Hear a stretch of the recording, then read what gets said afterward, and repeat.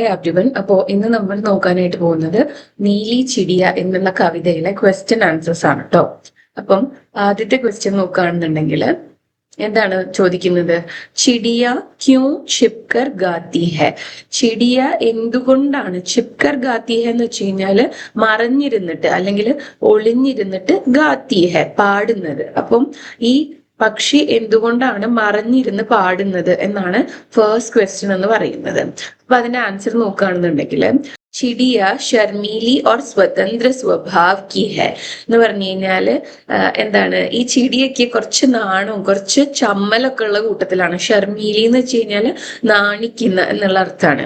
അതുപോലെ തന്നെ സ്വതന്ത്ര സ്വഭാവ് കി ഹെ, ഫ്രീ ആയിട്ടുള്ള ഒരു സ്വഭാവമുള്ള എന്താണ് ഒരു പക്ഷിയാണ് ഈ നീലി ചിടിയ എന്ന് പറയുന്നത്. വ കിസി കോ ദേഖെ ബിന അപ്നി മസ്തി മേ ഗാന പസന്ദ് കർത്തി ഹെ. അപ്പം എന്താണ്, ഈ ചിടിയയ്ക്ക് മറ്റുള്ളവരെ ഒന്നും കാണാതെ ഒറ്റയ്ക്ക് എന്താണ് സ്വന്തം മസ്തിമ എന്ന് വെച്ച് കഴിഞ്ഞാൽ സ്വന്തമായിട്ട് ഫണ്ണായിട്ട് എൻജോയ് ചെയ്തിട്ട് എന്താണ് ഗാന പസന്ദ് കർത്തി ഹെ, പാടാനായിട്ടാണ് ആഗ്രഹം. അല്ലെങ്കിൽ പസന്ദ് കർത്തി ഹെ എന്ന് പറഞ്ഞു കഴിഞ്ഞാല് ഇഷ്ടം എന്നാണ് അതിന്റെ അർത്ഥം. അതായത് ഈ ചിടിയ അങ്ങനെ കുറച്ച് നാണമൊക്കെ ഉള്ള കൂട്ടത്തിലാണ്. അപ്പം ഒറ്റയ്ക്ക് ആരും കാണാതെ സ്വന്തം ഇഷ്ടപ്രകാരം പാട്ടൊക്കെ പാടി എൻജോയ് ചെയ്ത് നടക്കാനാണ് ചിടിയയ്ക്ക് ഇഷ്ടം. ഇസ്ലിയെ പത്തൂമേ ചിപ്കർ ഗാത്തി ഹെ, അതുകൊണ്ടാണ് ഇലകൾക്കുള്ളില് ചിപ്കർ മറഞ്ഞിരുന്നിട്ട് അല്ലെങ്കിൽ ഒളിഞ്ഞിരുന്നിട്ട് ഗാത്തി ഹെ പാട്ടുപാടുന്നത് എന്നാണ് പറയുന്നത്. ഓക്കെ, ഇനി സെക്കൻഡ് ക്വസ്റ്റ്യൻ നോക്കാം. ലാഖ് ബുലാവൂ ലേക്കിൻ മേരെ പാസ് ന ആനെ വാലി ചിടിയ ക്യൂ. അതായത് ഞാനൊരു 1,00,000 പ്രാവശ്യം ഒരുപാട് പ്രാവശ്യം വിളിച്ചാലും എന്റെ അടുത്തോട്ട് വരാത്ത പക്ഷി എന്നാണ് അദ്ദേഹം ഈ നീലി ചിടിയേനെ വിശേഷിപ്പിക്കുന്നത് കവി. എന്തുകൊണ്ടാണ് ഇത്രയും പ്രാവശ്യം വിളിച്ചിട്ടും ഈ പക്ഷി അദ്ദേഹത്തിന്റെ അടുത്തോട്ട് ചെല്ലാത്തത് എന്നാണ് ആ ക്വസ്റ്റ്യനിൽ ചോദിക്കുന്നത്.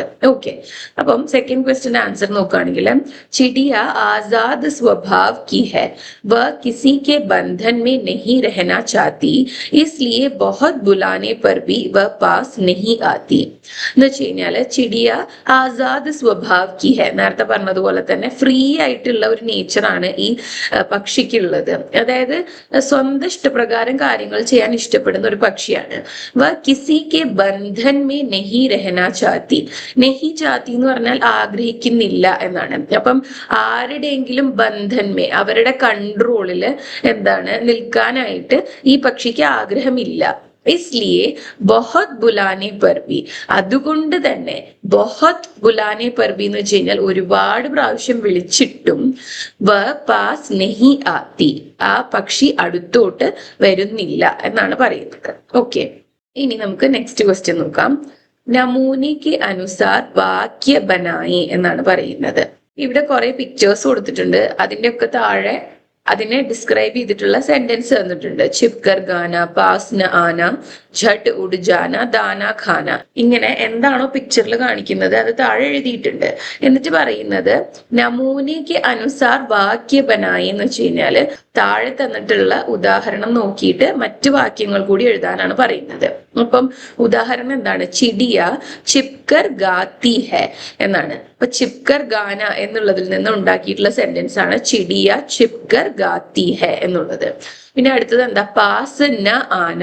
അപ്പൊ എങ്ങനെയാ സെന്റൻസ് ഉണ്ടാക്കുക? ചിടിയ പാസ് നഹി ആത്തി ഹെ എന്നാക്കിയിട്ട് എഴുതണം. അതുപോലെ തന്നെ അടുത്ത പിക്ചറിൽ ഝട്ട് ഉഡ് ജാന എന്ന് കാണിച്ചിട്ടുണ്ട്. അവിടെ എന്താണ് എഴുതേണ്ടത്? ചിടിയ ഝട്ട് ഉഡ് ജാത്തി ഹെ എന്ന്. ഈ ലാസ്റ്റ് പിക്ചറിൽ എന്താണ്? ദാന ഖാന, ചിടിയ ദാന ഖാത്തി ഹെ എന്നാക്കിയിട്ടാണ് ആ സെന്റൻസ് എഴുതേണ്ടത്. ഓക്കെ, ഇനി അടുത്തത് സമാൻ അർത്ഥ ഢൂണ്ടെ പത്തേ ബരെ എന്നാണ് പറഞ്ഞിട്ടുള്ളത്. അതായത് സെയിം അർത്ഥം അന്വേഷിക്കുക, എന്നിട്ട് ഢൂണ്ട്ന എന്ന് വെച്ച് കഴിഞ്ഞാൽ അന്വേഷിക്കുക എന്നുള്ളതാണ്. എന്നിട്ട് ഇവിടെ കൊടുത്തിട്ടുള്ള പത്തേ എന്ന് പറഞ്ഞാൽ എന്താണ്? ഇലകൾ, അതില് ഫില്ല് ചെയ്യാനാണ് പറയുന്നത്. അപ്പൊ ജൽദി എന്നുള്ള വാക്കിന് സിമിലർ ആയിട്ടുള്ള വാക്ക് എന്താണ് ഈ കവിതയിലുള്ളത്? ഝട്ട് എന്നുള്ളതാണ്.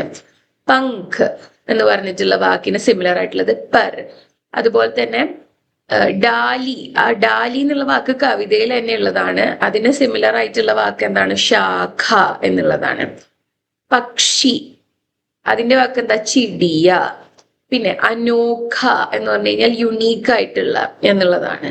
അപ്പം നിരാല എന്നുള്ള വാക്കാണ് കവിതയിൽ നിന്ന് വരുന്നത്. ലാസ്റ്റ് വാക്ക് എന്താ? ആകാശ്. അതിനോട് സിമിലർ ആയിട്ടുള്ള ഏത് വാക്കാണ് കവിതയിലുള്ളത്? ആസ്മാൻ എന്നുള്ളതാണ്, ആകാശം. ഇനി പങ്ക്തിയ ഢൂണ്ടെ ലിഖെ എന്നാണ് പറയുന്നത്. അതായത് ഇവിടെ കുറച്ച് കാര്യങ്ങൾ തന്നിട്ടുണ്ട്, ആ അർത്ഥത്തിൽ വരുന്ന വരികള് എന്താണ് കവിതയിൽ നിന്ന് എടുത്തെഴുതാനാണ് പറയുന്നത്. ചിടിയ ഏക് ഡാലി സെ ദൂസരി ഡാലി പർ ഉഡ് ജാത്തി ഹെ എന്നുള്ളതാണ് വാക്യം. ഏതാണ് വരികള്? ഇസ് ഡാലി സെ ഉസ് ഡാലി പർ ഉഡ് ഉഡ് ജാനെ വാലി ചിടിയ എന്നുള്ളതാണ്. ഇനി നെക്സ്റ്റ് വൺ നോക്കുകയാണെങ്കിൽ ചിടിയ ലോഗോ കെ പാസ് നെഹി ആത്തി ഹെ എന്നുള്ളതാ. ലാഖ് ബുലാവും ലേക്കിൻ മേരെ പാസ് ന ആനെ വാലി ചിടിയ. ഇത് കവിതയിൽ നിന്ന് എടുത്ത് എഴുതിയിട്ടുള്ളതാണ് കേട്ടോ. ചിടിയ പത്തോ മേ ചിപ്കർ ഗാത്തി ഹെ. ഏത് വരികളാണ്? ഇൻ പത്തോ മേ ഉൻ പത്തോ മേ ചിപ്കർ ഗാനെ വാലി ചിടിയ. ഇനി അടുത്തത് ചിടിയ ദാന ഖാക്കർ ജൽദി ഉड़ जाती है, दाना खाकर पर फड़काकर झट उड़ जाने वाली चिड़िया എന്നുള്ളതാണ്. ഓക്കെ, ഇനി നെക്സ്റ്റ് ആക്ടിവിറ്റി നോക്കുകയാണെന്നുണ്ടെങ്കിൽ കവിത സെ ചുൻകർ ലിഖേ. കവിതയിൽ നിന്ന് ചുൻകർ എന്ന് വെച്ച് കഴിഞ്ഞാൽ ചൂസ് ചെയ്തിട്ട് സിലക്ട് ചെയ്തിട്ട് എഴുതാനാണ് പറയുന്നത്. ഉടനെ വാലി എന്നുള്ളത് ഉദാഹരണമായിട്ട് തന്നിട്ടുണ്ട്. അതുപോലെ വരുന്ന വാക്കുകൾ എന്തൊക്കെയാണ്? ജാനെ വാലി, ഗാനെ വാലി, ഖാനെ വാലി, ആനെ വാലി, ഉഡ് ജാനെ വാലി തുടങ്ങിയവയാണ്. അടുത്തതായിട്ട് ഊപ്പർ കെ നമൂനെ കെ അനുസാർ ശബ്ദ ബനായി എന്നാണ് പറഞ്ഞിട്ടുള്ളത്. ഇപ്പൊ മുകളിലത്തെ ക്വസ്റ്റ്യനിൽ ഈ വാലി എന്നുള്ളത് ചേർത്തിട്ട് എഴുതിയല്ലോ, ചേർത്ത് എഴുതല്ല, കവിതയിൽ നിന്ന് ചൂസ് ചെയ്തിട്ട് എഴുതിയല്ലോ.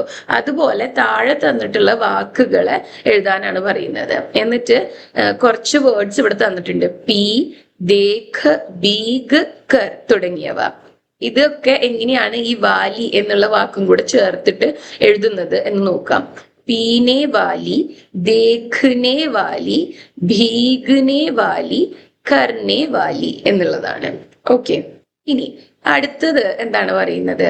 പങ്ക്തിയ ജോഡെ എന്ന് വെച്ച് കഴിഞ്ഞാൽ വരികൾ കൂട്ടിച്ചേർക്കുക എന്നുള്ളതാണ്. നീലെ ആസ്മാൻ സെ ഉത്രി നീലി ഏക് നിരാലി ചിടിയ, ഗാത്തി ഉടനെ വാലി ചിടിയ, ഉടുത്തി ഗാനെ വാലി ചിടിയ എന്നുള്ളത്. എന്നിട്ട് ഇവിടെ ഒരു 4 പിക്ചർ കൊടുത്തിട്ടുണ്ട്, അതോടൊപ്പം തന്നെ അതിന്റെ ഡിസ്ക്രിപ്ഷനും എഴുതിയിട്ടുണ്ട്. ഇനി ഇതെല്ലാം നോക്കിയിട്ട് 4 വരിയും കൂടെ എന്താണ് കവിതയിലേക്ക് ചേർക്കാനാണ് പറയുന്നത്. അപ്പൊ ആദ്യത്തെ പിക്ചറിൽ എന്താ? ഘോസ്ല ബനാന എന്ന് വെച്ച് കഴിഞ്ഞാല് കൂടുണ്ടാക്കുക എന്നുള്ളതാണ്. ഘോസ്ല എന്ന് പറഞ്ഞു കഴിഞ്ഞാൽ കിളിക്കൂടിനെ പറയുന്നതാണ്. പാനി പീന എന്താണ്? വെള്ളം കുടിക്കുക. ബാരിഷ് മേ ഭീഗ്ന മഴയത്ത് നനയുക. പ്യാർ കർണ സ്നേഹിക്കുക എന്നുള്ളതാണ്. ഈ 4 കാര്യങ്ങൾ ഉൾപ്പെടുത്തിയിട്ട് കവിതയിലേക്ക് ഒരു 4 വരി കൂടെ ചേർക്കാനാണ് പറയുന്നത്. അതാണ് ഇവിടെ തന്നിട്ടുള്ളത്. ഘോസ്ല ബനാനെ വാലി ചിടിയ, പാനി പീനെ Valley ചിടിയ, Sabse Pyaar കർനെ Valley ചിടിയ, ബാരിഷ് may ഭീഗ് Jane Valley ചിടിയ എന്നുള്ളതാണ് 4 വരികൾ. എന്താണ് അതിന്റെ അർത്ഥം? എന്താണ്?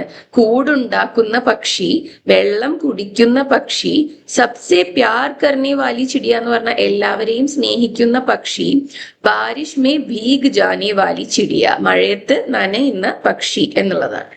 ഓക്കെ, ഇനി എന്താ പറയുന്നത്? പക്ഷിയോ കി ചിത്ര ഇക്കട്ടാ കരെ, ഉൻകെ നാം ലിഖെ, ആൽബം ബനായെ. ഇതൊരു അസൈൻമെന്റ് ക്വസ്റ്റ്യൻ പോലത്തെയാണ്. അതായത് പല പക്ഷികളുടെയും പിക്ചേഴ്സ് ഇക്കട്ടാ കർണ എന്ന് വെച്ച് കഴിഞ്ഞാൽ കളക്ട് ചെയ്യുക എന്നുള്ളതാണ്, ശേഖരിക്കുക. എന്നിട്ട് ആ പക്ഷികളുടെ പേര് എഴുതുക, എന്നിട്ട് ആൽബം ഉണ്ടാക്കാനാണ് പറയുന്നത്. ഇനി ലാസ്റ്റ് എന്താണ് പറയുന്നത്? കുറെ കുട്ടികളൊക്കെ നിൽക്കുന്ന ഒരു ചിത്രം കാണുന്നുണ്ട് അല്ലെ, പക്ഷികളെ കാണുന്നുണ്ട്. ആ പക്ഷികൾക്ക് വേണ്ടിയിട്ടുള്ള വെള്ളവും ഫുഡും ഒക്കെയാണ് ഈ കുട്ടികൾ അവിടെ അറേഞ്ച് ചെയ്തുകൊണ്ടിരിക്കുന്നത്. അപ്പൊ എന്താണ് ഈ ബോർഡിൽ എഴുതിയിട്ടുള്ളത്? രാഷ്ട്രീയ പക്ഷി ദിവസ് 5 ജനുവരി പഞ്ചി ആയി പ്യാസ് ബുझായെ എന്നൊരു ബോർഡ് വെച്ചിട്ട് കാണുന്നുണ്ട്.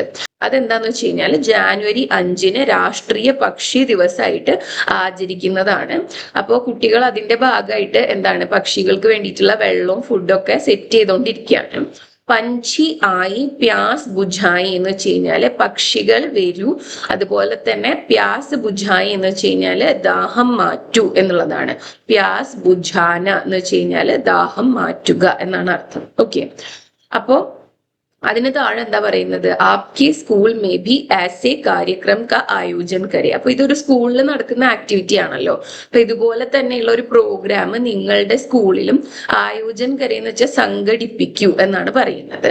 അപ്പൊ ഇതിൽ പ്രത്യേകിച്ച് നമുക്ക് ഇവിടെ വീഡിയോന്റെ ഭാഗമായിട്ടൊന്നും ചെയ്യാനില്ല, അത് സ്കൂളിൽ വെച്ചിട്ട് അങ്ങനെ ഒരു ആക്ടിവിറ്റി നടത്താനായിട്ടാണ് പറയുന്നത്.